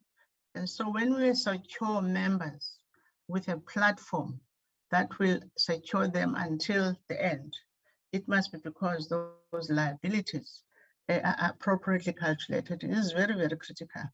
And so the members, I can assure you here that one, the members, there is no negative impact on them. In fact, it might be more positive than negative. And that is because we took care to make sure that we're not just running off. The main issue here was that while Denel has been in trouble over the years, the medical aid has been building up a surplus, something quite unheard of in most entities, but that's a story for another day. But it is not usual that an entity can build a surplus outside of itself, and while it is actually in trouble in one way or another. And this is what we've seen in Transnet before, we've seen it everywhere. All those legacy issues, that is really what they do. And so we had to elegantly deal with that and make sure that Denel has its portion of the surplus in the medical aid. It is very unusual for a medical aid to have a 2 billion rand surplus. And we needed Denel to have its part of that. And but the members are absolutely, absolutely fine and protected and have been taken care of professionally and with the industry specialists. Maybe let me then leave that and then get the CEO to answer all the other questions. But Trifosa is here in the audit committee. We also have Mr. Magazi on the HR committee side in terms of the board members. But maybe let me get the executives to answer, and then if there's still any things outstanding, we have some of the board members here to help us. But thank you very much, Chairman. Thank you, Deputy Minister. Thank you, members. We appreciate it. Thank you very much, Chairperson. I'll go through the answers as tabled by the honorable members. Some of them will be dealt with by the CFO. On funding capital by Honorable Isaac, in terms of allocation, with the DMBT money, we have put money aside to reinvest back into the project so that we can get the business running. So we have not taken the money and only spent it on salaries, but we also invested some of it into the business to make sure that we are sustainable for a period of time and generate some cash to can be able to sustain salaries. In relation to the non-core assets on the SICA 400 million that you mentioned, yes, the environment or the market is volatile as we see, but amazingly we had enough interest in terms of disposing all of these assets. In fact, I think in the 2 or 3 of the transactions that we are busy with, we are closer to signing the sale agreements with these prospective bidders. So we are quite comfortable that if everything goes to plan, within the next 3 months, we'll be able to mitigate against the shortfall of salaries with this income that will generate out of these non-core assets. So we are at the very far end of those. So the interest is quite huge. And as to where these assets are sitting, you will know that we hold shares in Hensoldt. And Hensoldt, as you see it, in as much as it's sitting in the defense sector, it does not affect Denel in any how for the sale of the shares in that particular business, unlike Rheinmetall, which is embedded within the DOD. So part of these non-strategic assets are the selling of shares, of our shares in Hensoldt. And of course, yes, we are looking at property optimization and so forth, wherein some of the properties that we have rented to some of our customers, they are interested in buying those properties. And of course, yes, we want to consolidate our property portfolio with the other state-owned entities. And I think DPE will be running with that initiative to make sure that we don't lose all of these assets, available assets that we have. Now, with regards to the IP that had been stolen and how do we mitigate against this? You'll know that the IP sits in 2 forms. One is intrinsic, which is sitting in people's head, and others is more on your the hardware and the infrastructure. So I can safely say the hardware and the infrastructure we still have. We have data packs that are still there that are owned by Denel and registered as such, and some of them are registered as within AMSCO and DOD. And that relationship still continues in terms of management thereof. Yes, we are getting audited by AMSCO in terms of the IP, which is still sitting with us.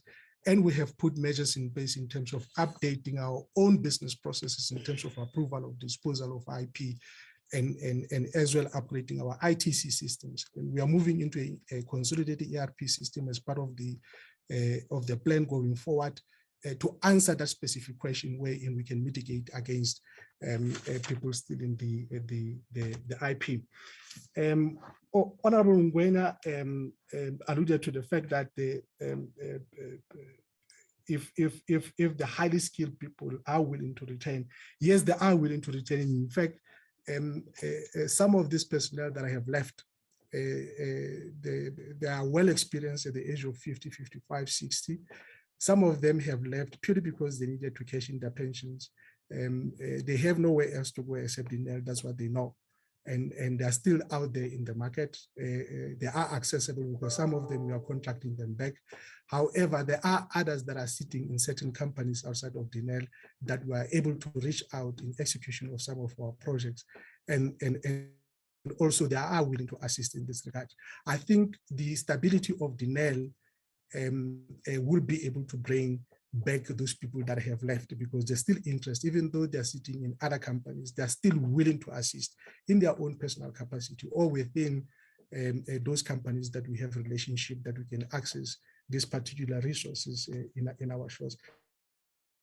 So we are quite fair with that, and we think that it is manageable, but it cannot continue as such forever. We really need to arrest this. With regards to the support that we gave during the floods, as you know that we do support the C-130, the Royal Flag and the Oryx from the South African Air Force. The Oryx that we have seen helping people in the floods, it is being maintained by us. We are the OEM.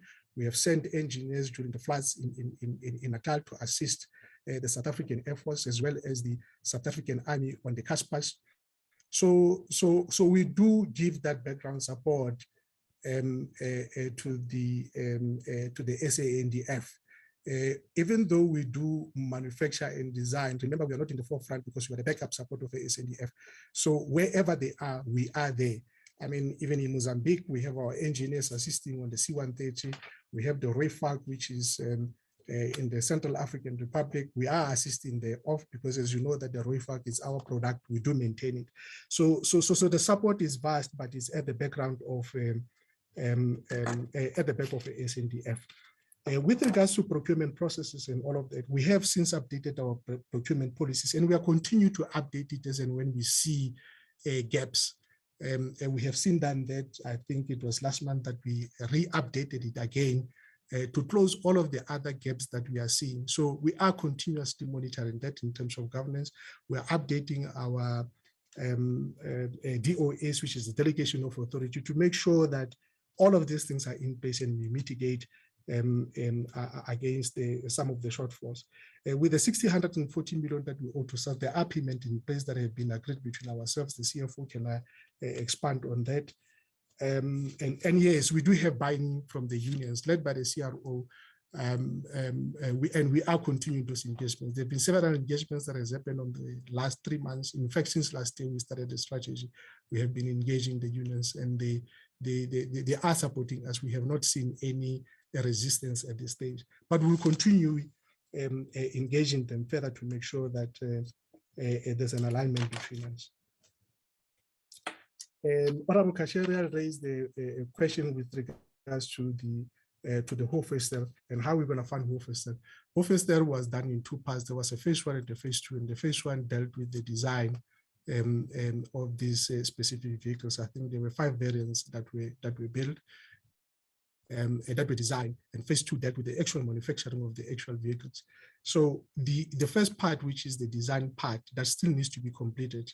We have put a plan in place with AMSCO that is running up until June next year. It still has to go through the approval process, but there are funds that are available to fund the completion of the phase 1. So we do have resources that will be ring-fenced to can be able to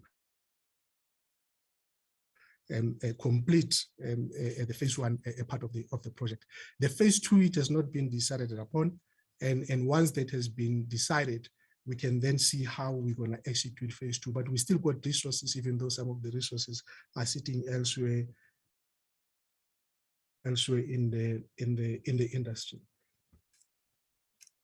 There was a question, I think, by Honorable Nana with regards to the image of Denel.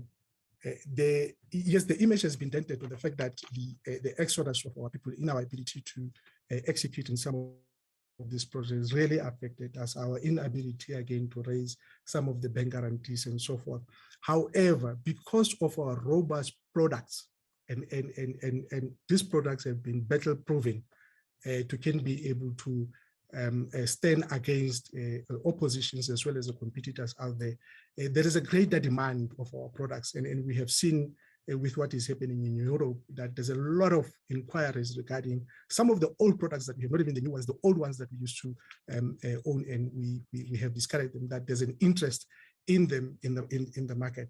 So we're quite comfortable that in as much as our reputation is lost, but within the industry itself, which is the defense industry, there's still that need of our products. So when you look at the 30 billion that the chairperson has spoken about, that yes, it's not a pipe dream. These are the projects, these are the actual projects that we are chasing. They are there in the market. The 5-year window period we are saying, these are the projects that are sitting in the 5-year window period. And we know exactly in which markets are they sitting. Unfortunately, I cannot mention the countries in which some of the specific products are, but they are in the Middle East as well as in Europe. We are chasing them. There are projects that are in the pipeline. The projects that we have secured are the 12 billion. Those are the secure projects. These are the projects that we have in hand. We have them, we have signed contracts, and we have invested this money that I mentioned in the DMBT to can be able to execute on the 12 billion projects. So the 12 billion is what the pipeline is what we have. The 30 billion is what we are chasing, and we have good authority because those projects that that makes up the 30 billion are of the products that we have, that which some of them the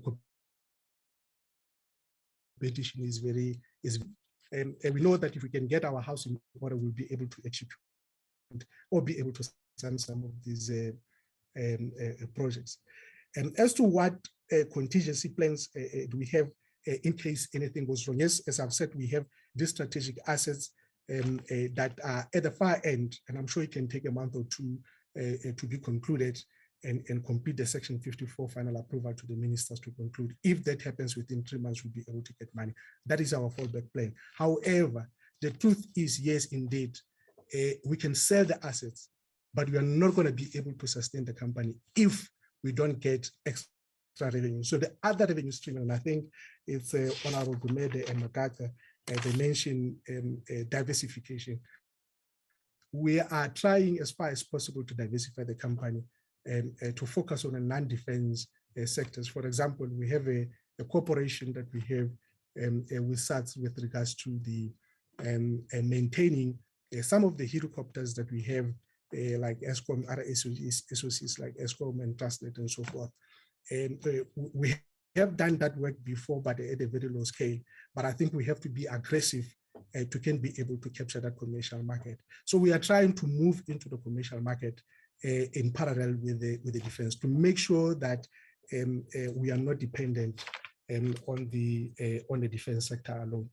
So of course, yes, there are highly skilled people that have Denel, and with what we have, we are still quite fair that we can be able to execute, and mainly on aeronautics that does the aircrafts, the PNP, which does the bullets and so forth. The main divisions that have been affected is where our sovereign capability lies, which is the Denel Dynamics, wherein we have lost a lot of IP, and that's where we have lost a lot of critical resources, and this is one division that is mainly impacted by the exodus, by the mass exodus of personnel. Honorable Chabalala raised a question as to what will become of our country if Denel does not exist. And I think it is very clear, and I think even Honorable Gumede has alluded to that fact that Denel is a strategic asset, and without Denel, we'll see the demise of the sovereign capability, and we won't be able to defend our country should Denel fail. So it's important that this strategic assets is taken care of to ensure that we do support our sovereignty in the world. The issue of working capital, I have alluded to that. We have put some working capital into our projects.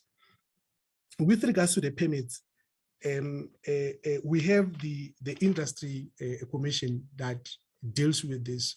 So it is not only Denel that is affected by the permits, it is the entire industry, because they provide products to various markets. And we do have committees that sit with NCACC to ensure that some of our plight is heard. And however, we need to understand that because of geopolitics, these permits are only approved, based on the securities, the security measure, the security analysis in various countries. So there is a dependency in terms of approval of these permits. But yes, we do liaise with the industry to ensure that our voice is heard during the sitting of NCACC.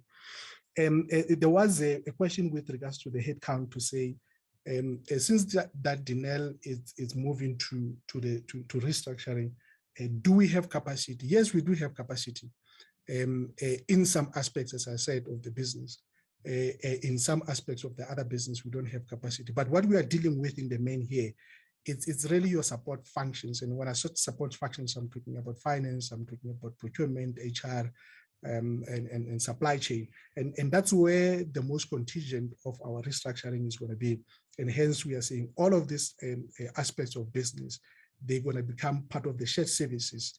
They're going to be streamlined within the shared services model to can be able to support different divisions. As you know, that all of these divisions were independent, running on their own, and hence we are moving into this. So the capacity with regards to the technical capacity, it won't be affected that much. I'm going to try and summarize. As I think I spoke about the IP, that is an intrinsic knowledge that is sitting with people that have left. The assets we still have, and we still got data pairs to can be able to deal with the requirements. With regards to the technological advancements in terms of the 4IR, we are moving towards that. In the main, most of our design, they answer that questions with regards to the fourth industrial revolution. However, our infrastructure is old. We have an old infrastructure. And in most of the parts of our business units, we have old infrastructure that needs huge capital investment for us to can be able to be modernized. So we are not modernized to the rest of the world. And you will note that we compete with the companies in France, in the US, and those, they have advanced machinery that we do not have in South Africa. So in the main, whatever that we do is still highly labor intensive compared to using technological machines to produce these assets. I think I've tried to summarize some of the answers, the questions, Chairperson. If not, those can be raised. I'll leave to the CFO to answer a few of the financial questions that have been asked. CFO. Thank you, William. Chairperson, I'll be just brief. I think the key question was around the guarantees and what mitigations have been put in place to make sure that the call or the risk of call is minimized. The highest contributor really to the guarantees that we have is really around the whole FASTA project based on prepayments and performance guarantees that we have received with regards to the contracts. And I think both William and Board Chair have alluded to all of the actions that we have taken in order to mitigate and claw back on that contract. And included that is the discussion around how we deal with guarantees. Coupled with that, obviously, in terms of clawing back on that contract, is having a relook, particularly from in South Africa, based on issuing guarantees between sister companies. And we're looking at approaching National Treasury to find an alternative way that, whilst it both provides some sort of support to the issuing entity, it doesn't drain the fiscus as such in terms of having to issue commercial guarantees. But in terms of also looking forward in terms of new contracts and how we deal with contracts that demand guarantees, the board had taken a very clear view that for any prepayment that are received from customers, those funds are ring-fenced.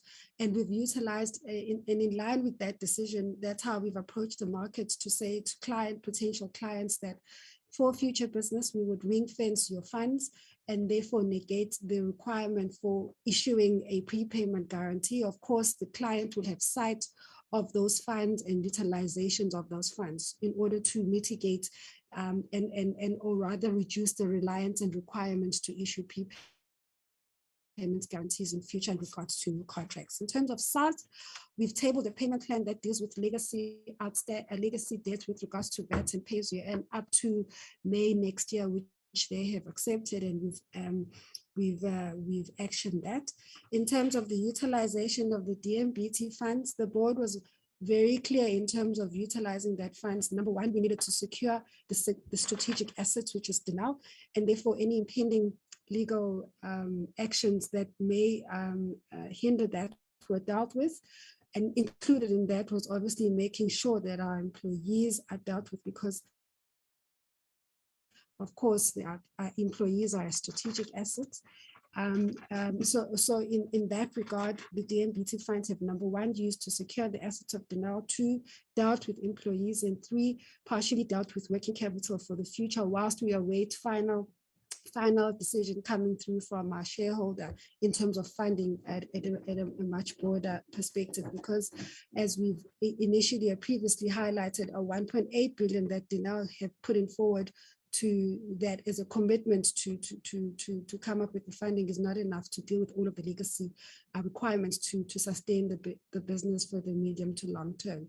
I think I've answered broadly most of the questions that have come through. Yeah. Thanks, Thandeka. Chairperson, before I close, there's one or two questions that I wanted to sort of answer. I see that I might have skipped them, not skipped them on purpose, Chairperson. It was with regards to the method used to identify these non-core assets.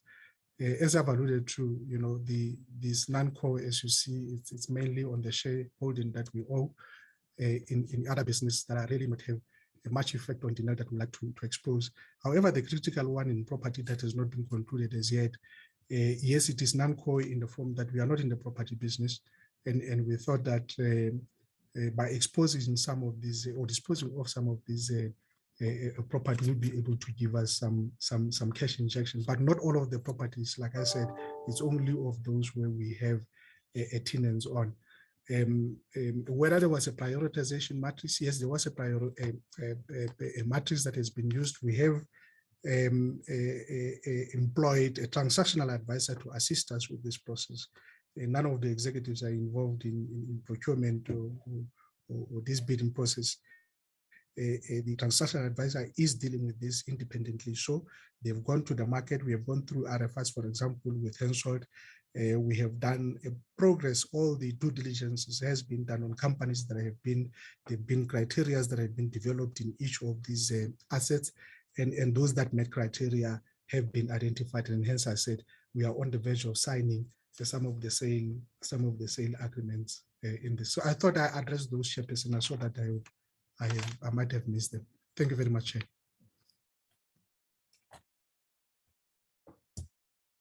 Yes, thank you, CEO and the team. Thank you, Deputy Minister. Honorable members, we have passed with almost 6 minutes to our target time. Therefore, I don't have any luxury of continuing with this session now with Denel.